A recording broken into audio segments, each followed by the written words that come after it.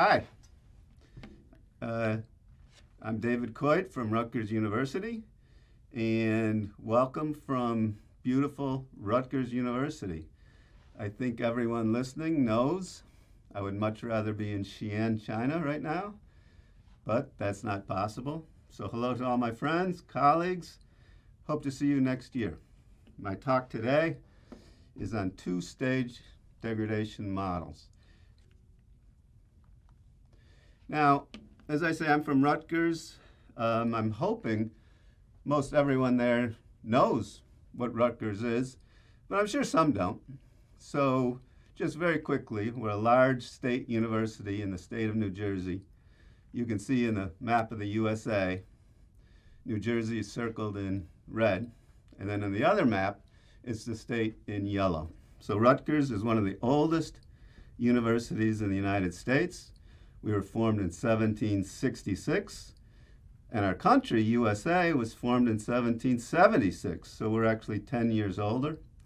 And we're also one of the largest universities in the Northeast in terms of enrollment. So I hope everyone can come visit. This is the research group that's worked on this project, and this project, again, has to do with degradation models. And my colleague Xian from the University of Houston, she's worked with me on reliability and degradation for a long time now.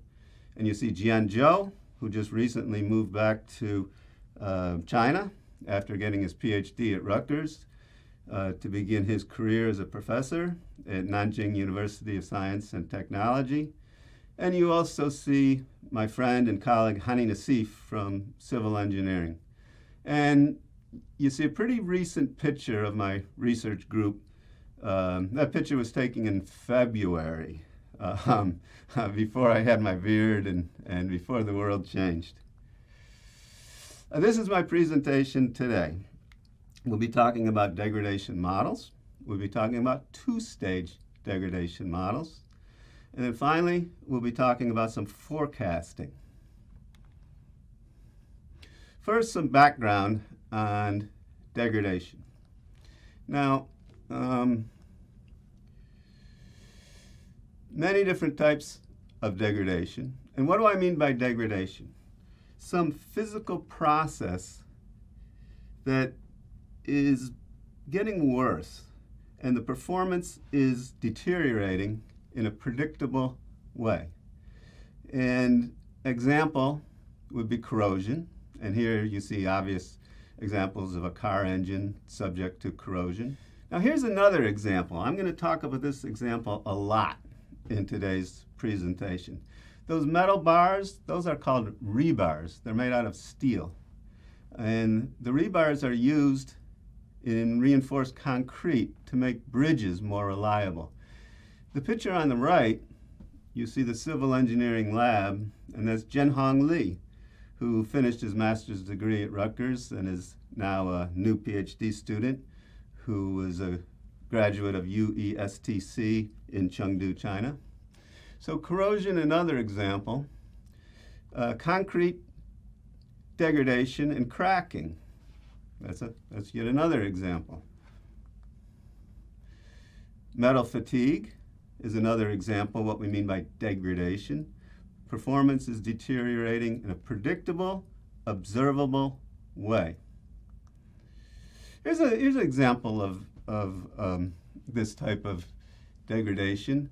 This is testing that was actually done in support of a project I worked on with Xian. This is material used for stents. Now, do you know what a stent is? A stent is put inside your vein or your artery to keep it from closing up. But every time your heart beats, it gives the stent a stress cycle. So we had donated to us, fortunately, some materials that are used to make stents. And then my colleague, Professor Feng, she got the state of Texas to give her some funding to pay for testing. And you can see in the photographs there how the fatigue is getting worse and worse. Another example, wear. So you see collectively there's many different types of mechanisms. Now, I use the word degradation, as many researchers do, to collectively refer to all of these. Now, more specifically about the rebar, because ultimately I'm going to present a new two-stage degradation model, and all of that work was inspired by a research project we've been working on for, more than a year now, to study the reliability of these steel rebars and to develop a reliability prediction model, but more than that, to develop an accelerated life testing model such that we can accelerate the life of the rebars in a laboratory. Now, I can't speak for other countries,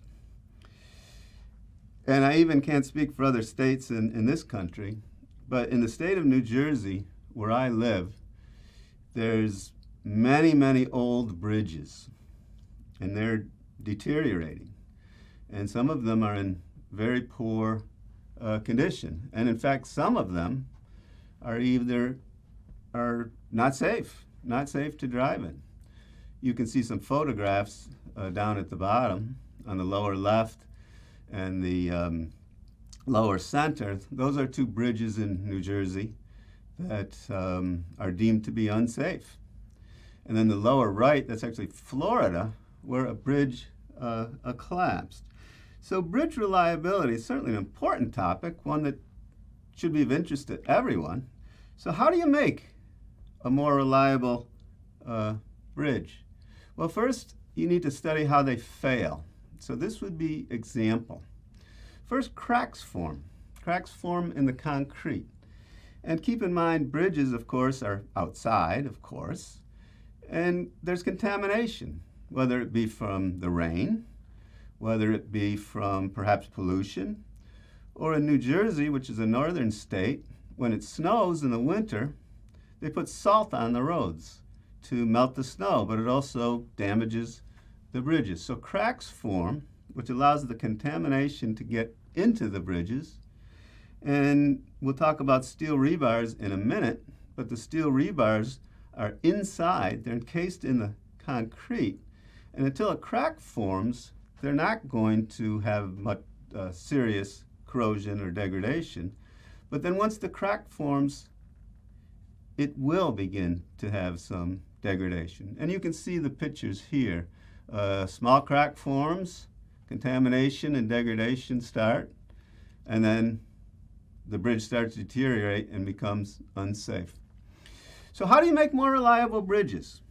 Well, reinforced concrete. By reinforced, there's these steel rebars you can see in the diagram that are inside the concrete. So they're naturally protected until the concrete cracks. So let's have an example. You can see the picture of the steel rebar. Then you can see along the bottom, initially, it's protected. And so there will not be any noticeable degradation. But then cracks form in the concrete, the contamination can get in, and then ultimately more aggressive degradation will start. Now, we were studying this problem, and we started to fit different degradation models to the data we had, and we realized the failure mechanisms here take place in two distinct stages. A new bridge will not experience degradation of the rebar until that failure mechanism is initiated, until the crack forms and the contamination can get started. Then, once the crack forms, then the degradation mechanism will accelerate, the corrosion of the rebar. But the failure mechanism needs to wait. Now that's a good thing. That's a good thing. It's protected from the environment. But then once the cracks form, the corrosion does start, and we enter into a second stage of degradation. So now we'll talk just about general degradation models. Now, many of you in the audience have worked with degradation models. Perhaps others have not. But so I'm addressing mostly those of you who have not. So imagine the graph we have here. The y-axis is labeled as capital X. That's our degradation measure. Now, the types of measures we're looking at, for example, the steel rebar corrosion, is monotonic. Does not get better. Many failure mechanisms are monotonic. Some are not. If you study the reliability of the human body, as we tend to degrade, we sometimes do get better. But many, and I'll say most, mechanical failure mechanisms are in fact monotonic. So now, once again, look at the graph. You see several different degradation paths. Now notice they're similar, but they're not the same. In fact, it's a stochastic process and follows a distribution. And I know it's a little bit confusing, but if you look in 3 locations, you see a normal distribution kind of laid over on its side. And now, if you can imagine it, try to take those normal distributions and turn them out so it's more kind of like a 3-dimensional graph. And what you're seeing is, at a fixed point in time, the degradation follows some distribution. Now, also you'll see on the graph, there's a horizontal line, which is the failure threshold. And when every one of those degradation paths touch or reach that failure threshold, that's when the failures occur. So if you can look at those intersection points where the degradation paths reach the failure threshold, that's our failure time distribution. But when we study degradation, instead of a failure time distribution like a Weibull, we have a degradation process, like a gamma process. So there's some examples of degradation and a picture. Now, many different degradation models available in the literature. Some of them monotonic, like a gamma process. Some of them not monotonic, like a Wiener process. We're focusing here on monotonic failure processes that are largely mechanical. If you go back to the original work by Meeker and Liu, that's what we refer to as the random effects model. Gamma process at between 2 points in time, the degradation between those 2 points in time follows a gamma distribution. A Wiener process, an inverse Gaussian process, which has been popularized as late by a very famous paper by Zhou and Nan Chen from Singapore. Now, as I've said already, we focus in on the gamma process for this work. But what we found out is, due to the delayed nature of the rebar corrosion, we can't use a traditional gamma process because the failure mechanism occurs in 2 stages or 2 phases.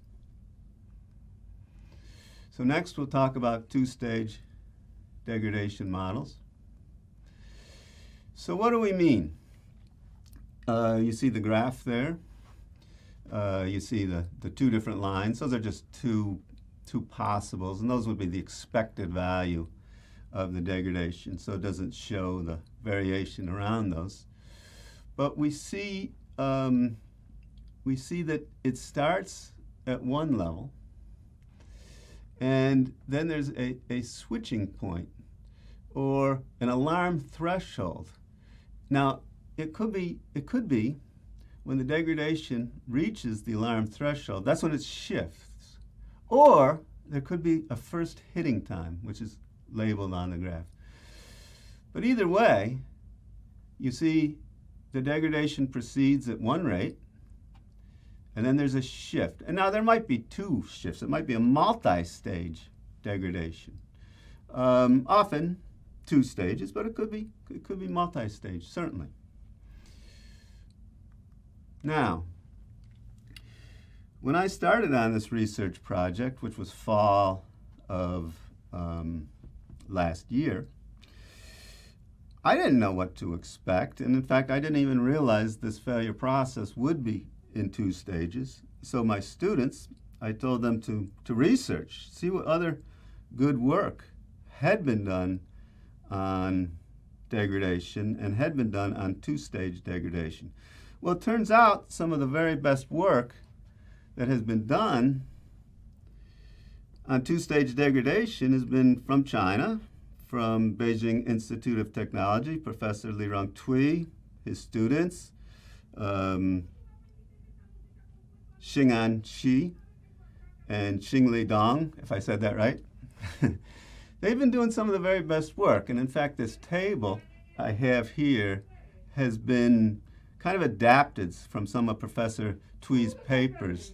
I've put them together as a kind of a list of some of the two-stage and multi-stage degradation models. Now you see some basic differences between them. A fixed versus random change point, one change point versus multiple change points. Another difference, now most of these papers deal with what we would refer to as defect-based. But in some of Professor Tui's papers, we have also duration-based. So there has been a lot of good work done and other variations as well. Now, mostly we can classify it into three very general categories.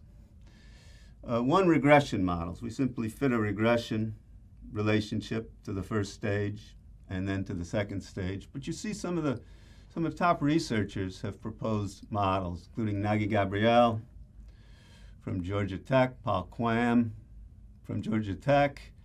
We see, I believe that would be Nan Chen and Kwok Soo from City U of Hong Kong and National University of Singapore.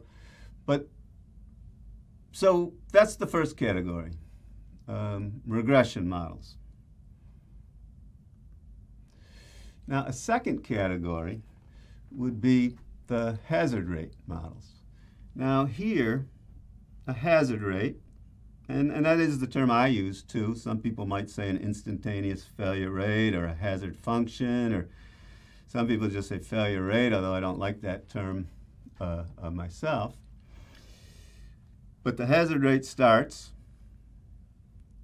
follows some distribution, and then some point it fundamentally shifts. And so we see, I have a couple examples there. The first paper by Tao Yuan of Ohio University and his PhD advisor, Wei Kuo. And we also see Professor Tui and Xing'an Shi, who've done some work in this area. So there's a second category. Now, the third category, which is perhaps of more interest to me, and I think most researchers, is stochastic process models. So for the work we did, gamma-gamma model was very appropriate. But there's Wiener-Wiener models and Wiener-gamma and gamma-Wiener. And basically, both stages have a separate stochastic process, and at some point, a shift occurs. Now, first, so we'll review some of the very good papers, and I picked these papers just because they're typical examples and good examples of the various models. The first would be a gamma-gamma model. So this was a paper, 2014. The first author from France, Mitra Foladrad, I'm sure I say that wrong, who has these various failure processes, and then a maintenance plan developed. Interestingly, I met her for the first time in China, in Chengdu, at a Professor Huang's conference in, I believe it was 2012.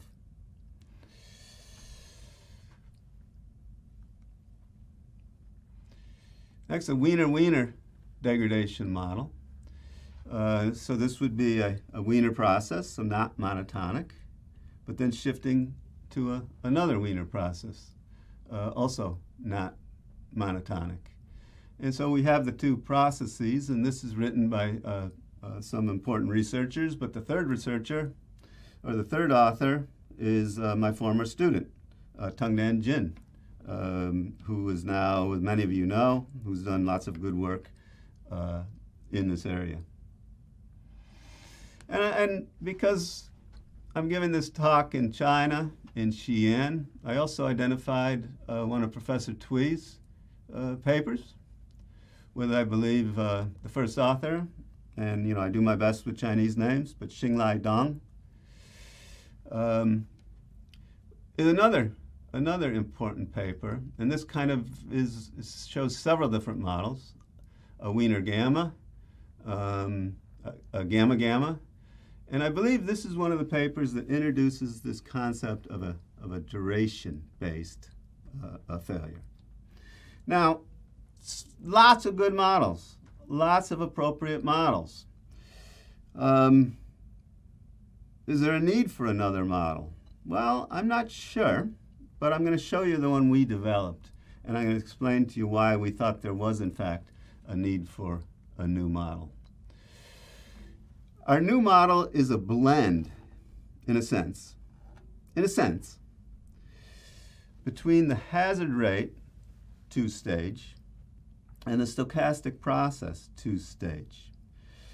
Because stage one will not be a stochastic process. It will be a time-to-event distribution. But then stage two will be a stochastic process. So it's different. It's different. Now, why? Well, we're going back to the rebars.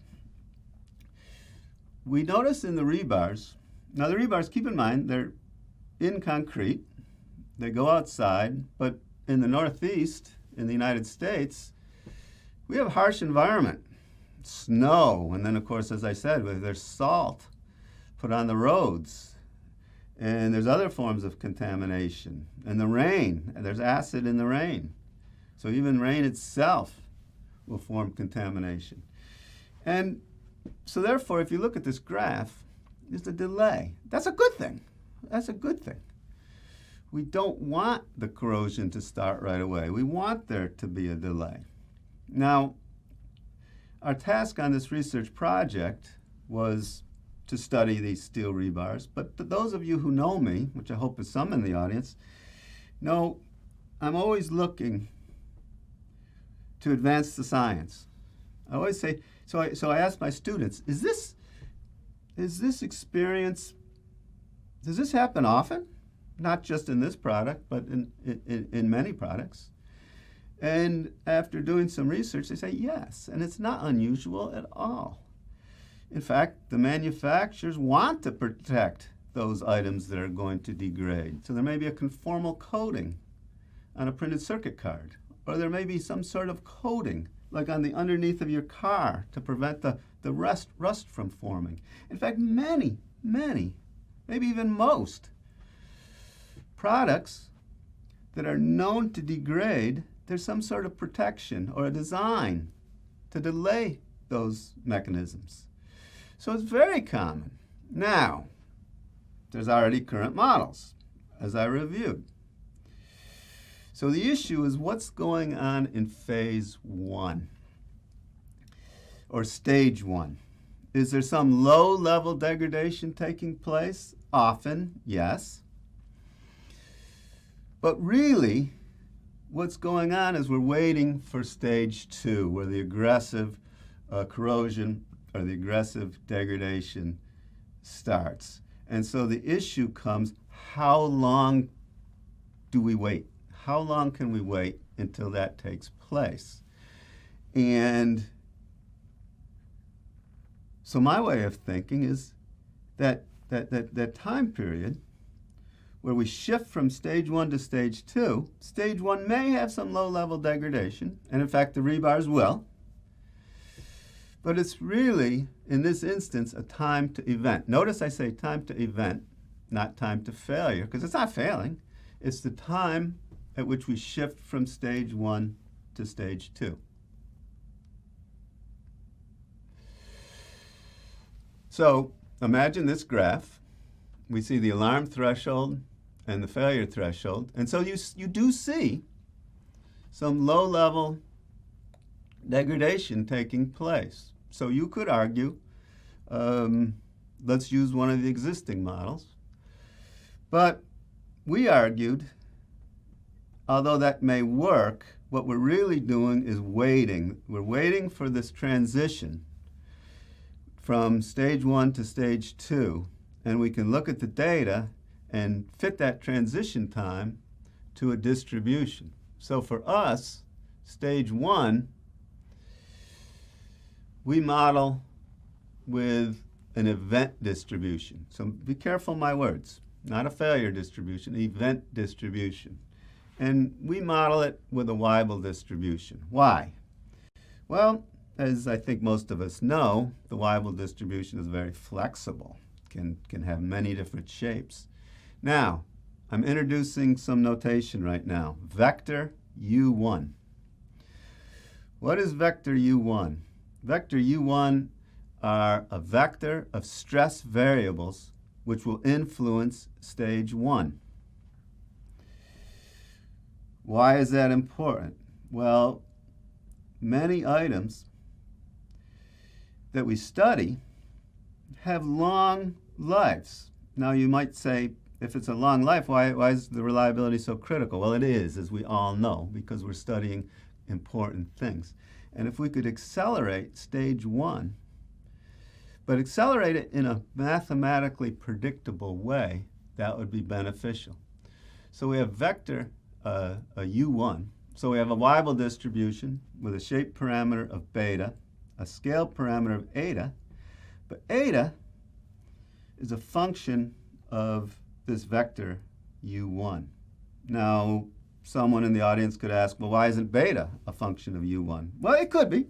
It could be. But the principles of proportional accelerated life models and testing, we can prove mathematically that the stresses would be in the shape parameter. I'm sorry, the scale parameter. Now, once we transition, then we have a traditional stochastic process. So stage 2 would be a gamma process. And again, as I stated, the amount of degradation between 2 points in time is distributed in accordance with a gamma distribution. So it's a gamma process, but the amount of degradation between 2 points in time is a gamma distribution. Well, it also has 2 parameters. It has a parameter, and I misspoke earlier because I didn't want to use beta in both stages. I misspoke earlier. For stage 1, the shape parameter is the Greek letter gamma because I'm using beta in stage 2. So we have 2 parameters. One is alpha t minus alpha s, if t is the 2 points in time. And we're assuming a linear degradation. And then we have beta. But now beta, for stage 2, is a function of another vector, u2. Now, and once again, it's a vector of stress variables which will influence the second stage degradation. Now, U1 and U2 may be completely different variables, but they could be the same. They could be exactly the same, or there could be some combination between the two. Now, I have a amount of time in stage 1. I have amount of time in stage 2. The amount of time in stage 2 would be the time from the alarm threshold, which we're labeling as x0, until it goes to h.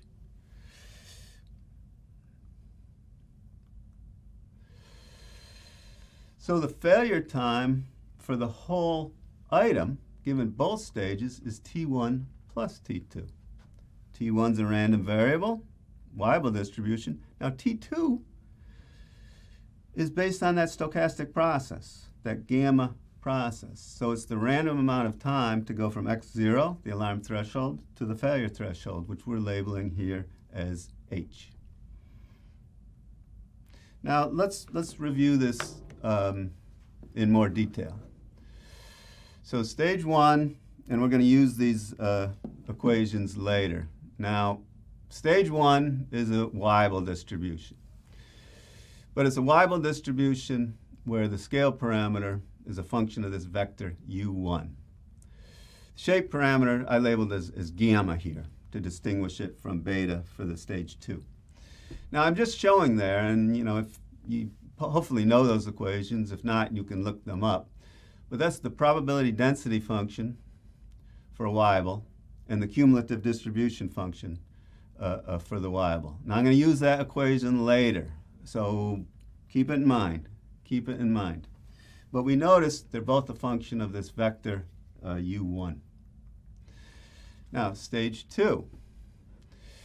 Stage two is a random starting time, but then it's a gamma process. So the random variable here is not t, it's x, the amount of degradation. But the amount of degradation once we shift from stage one to stage two, and it shifts at a random starting point. So first, I show you the probability density function of x, the degradation, at some time t, and this would be the time from actually 0 to t, which isn't really what we want here, but that's the first equation. Then I show you the cumulative distribution function, which we integrate, and we can't solve that integral. But then the final equation, that's the one we're going to use. It's the cumulative distribution function of degradation, but degradation not at time t, but t minus v, where v will be the time with which we transition from stage one to stage two. Now, the equation I just showed you there is if we know v, and of course we don't. We don't. So we're going to have to consider the distribution, and that was the stage one, the Weibull distribution. Now, you guys know me. I'm a professor. I'm an engineering professor. I've tried to have some nice pictures and things, but there's going to be at least one or two slides like this. Bear with me. I want to show you our new model. So first, we know the reliability is the probability that it does not fail. The failure time, whatever it is, the random failure time is larger than some time t. And of course, that would be 1 minus the probability it's less than t. But t, failure time, given both stages, is t1 plus t2. Now, t1 is a Weibull.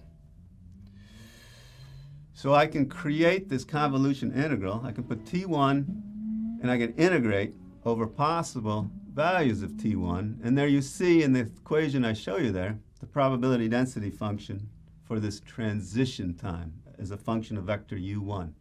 Now, t2. Consider this critical equation from the new model.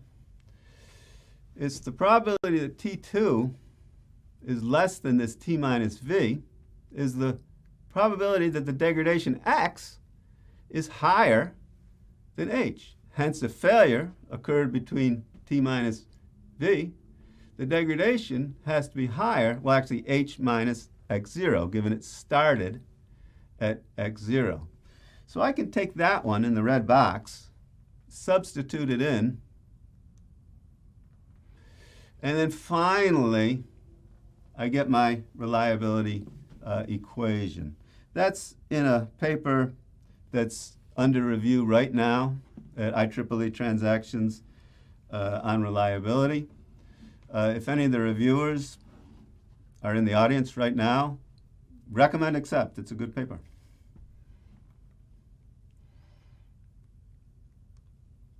Now, the beauty of this model is with vectors u1 and u2, I can accelerate.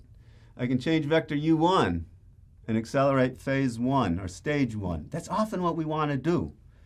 We have this random waiting time. We need to know what it is in order to study the reliability of the whole system. But if we can accelerate it in a way that we can mathematically extrapolate from accelerated to non-accelerated, it's going to allow us more efficient testing. And so we introduced this factor AF, acceleration factor. It's a number greater than 1. An interpretation would be 1 hour at accelerated conditions is equivalent to AF hours under normal conditions.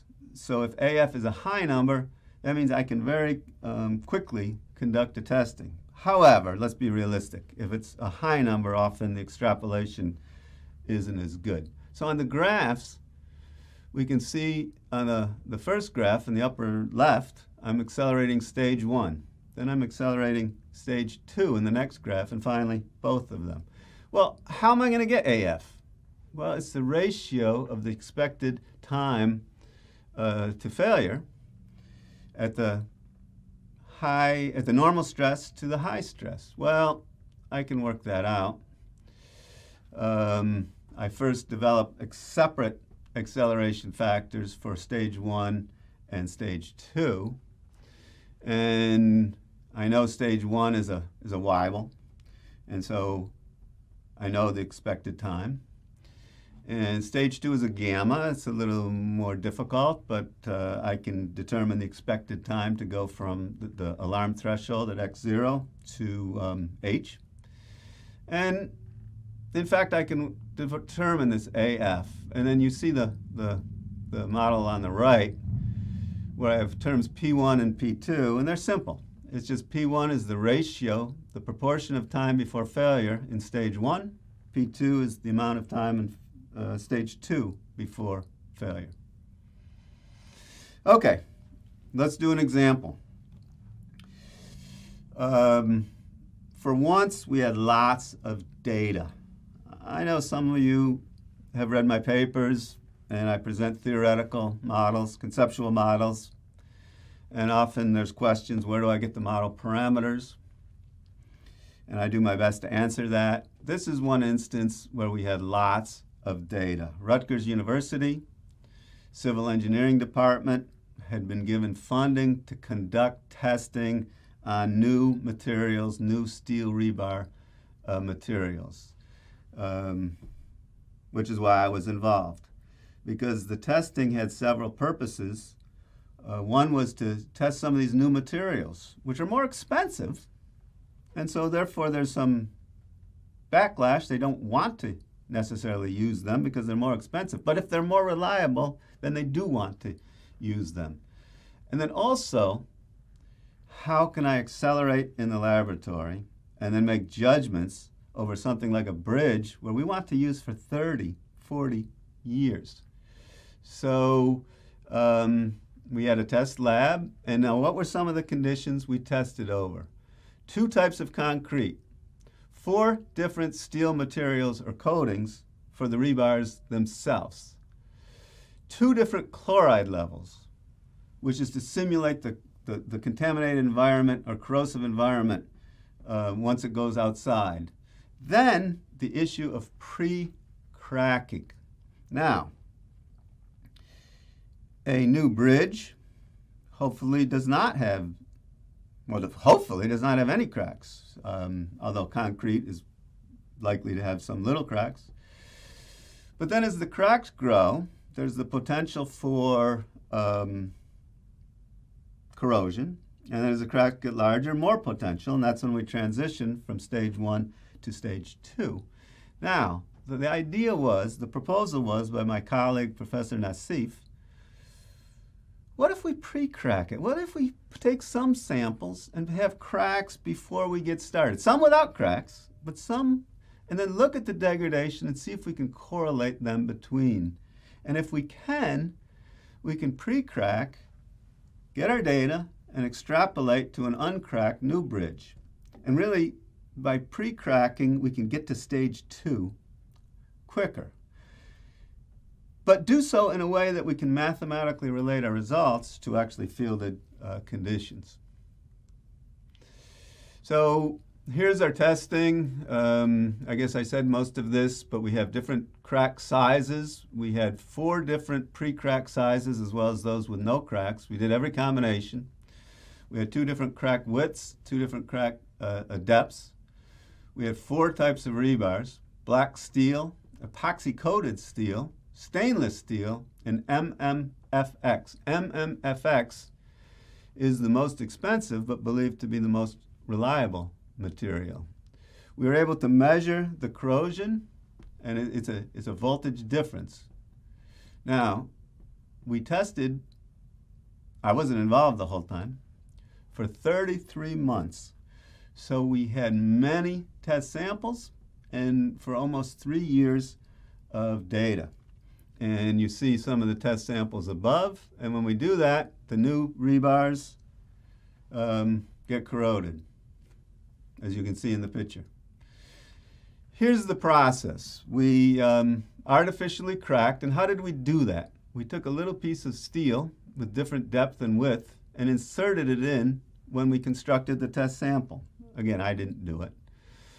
And then we have different chloride concentrations, and then we can measure and observe when does the degradation start and then how does it proceed. So lots of data. Some of it fits the two-stage model. Some of it doesn't seem to. No, that's not true. They all do. But if you look at the 2 graphs along the bottom, we see this is the phenomena we were expecting. There's some delay, and then eventually we move into this degradation process. We modeled this with a gamma-gamma and got some reasonable results. But due to our belief and understanding of the failure mechanism, we tried our new Weibull gamma model. So stage 1, the corrosion initiation. Stage 2, the corrosion propagation. Now, we did curve fitting. Our vector U1 was the total area of the pre-crack and the chloride concentration amount. We've tested the width by itself, the depth by itself, other variables. Stage 2, the U2 vector, just the chloride. It turned out once the corrosion started, once we moved into stage 2, at this point, the corrosive material had already penetrated. It didn't matter what size the crack was, but the chloride became very important. With these distributions, then we know the expected time, and the expected time will be a function of U1. So expected time in stage 1, expected time in stage 2. To get those functions, eta of U1 and beta of U2, we just did curve fitting. We tried different types of curves. We tried dozens of different combinations until we found the relationship that's the best, and you see them there. We chose some baseline area and some baseline chloride level that would be what we would expect in the field conditions.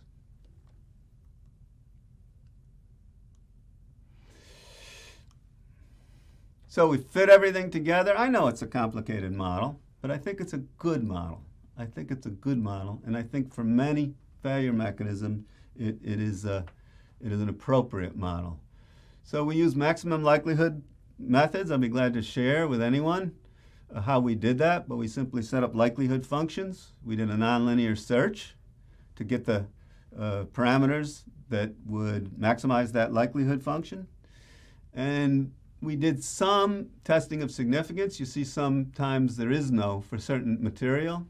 You see in the chart we have black steel, epoxy-coated, stainless steel, MMFX. And sometimes we didn't estimate the parameter because there was no noticeable or meaningful effect. So if you look at those equations, you put them together. First, the probability density function for stage 1 as a function of A, area of the crack, and C. You see the cumulative distribution function of the degradation X starting at time V to T. But of course, Phi in practice is unknown, so we need to integrate. That's the integral sign you see there. And I'm integrating, it's the integral in the bottom equation. I'm integrating over the probability density function for T1.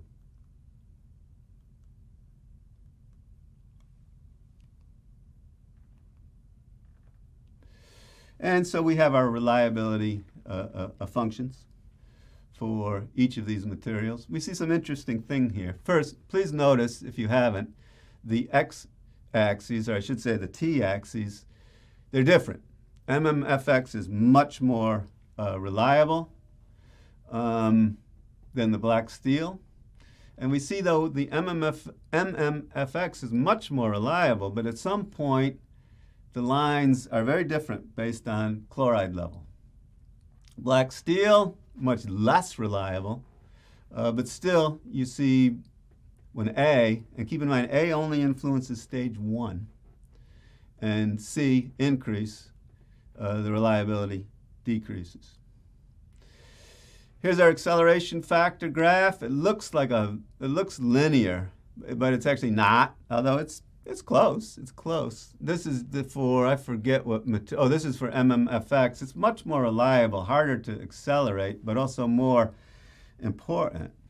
So we don't see really high acceleration factors here.